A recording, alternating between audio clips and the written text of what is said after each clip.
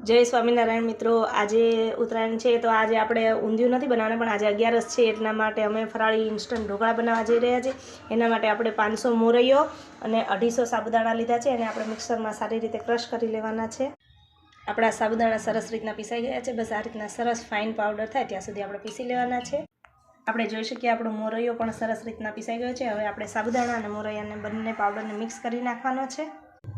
હવે આપણે 1 વાટકા જેટલું દહીં લઈ લીધું છે અને દહીં આપણે આમાં નાખી દેવાનું છે અને સરસ રીતના થીક બેટર આપણે બનાવી દેવાનું છે। આપણું સરસ એવું થીક બેટર તૈયાર થઈ ગયું છે। હવે આપણે આને ઢાંકીને 10 મિનિટ માટે રેસ્ટ આપીશું।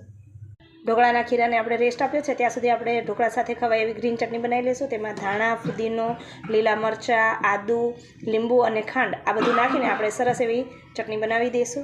આપણી ચટણી સરસ એવી પીસાઈને તૈયાર થઈ ગઈ છે। હવે જે આપણે ખીરું તૈયાર કર્યું હતું એમાં સ્વાદ અનુસાર મીઠું, આદુ મરચાંની પેસ્ટ,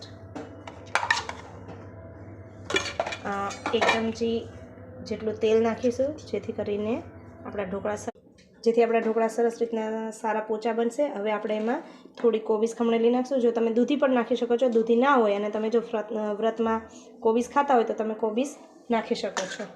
હવે આપણે એમાં થોડા એવા સોડા નાખી દઈશું। આપણે પાણી ગરમ થવા મૂકી દીધું છે। હવે આપણે એક ડીશમાં તેલ લગાવીને એમાં આપણે જે ઢોકળાનું ખીરું તૈયાર કર્યું હતું એ ઢોકળાનું ખીરું પાથરી દઈશું।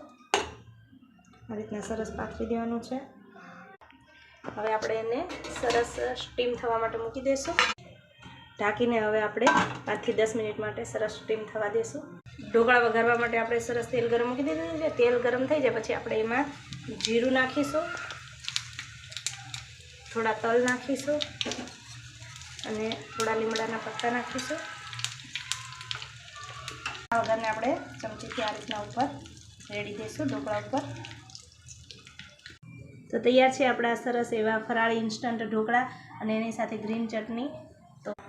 તો જો તમને અમારી આ રેસીપી ગમી હોય તો અમારી ચેનલને લાઈક કરો, શેર કરો, સબસ્ક્રાઈબ કરો અને બેલ આઇકન દબાવવાનું ભૂલતા।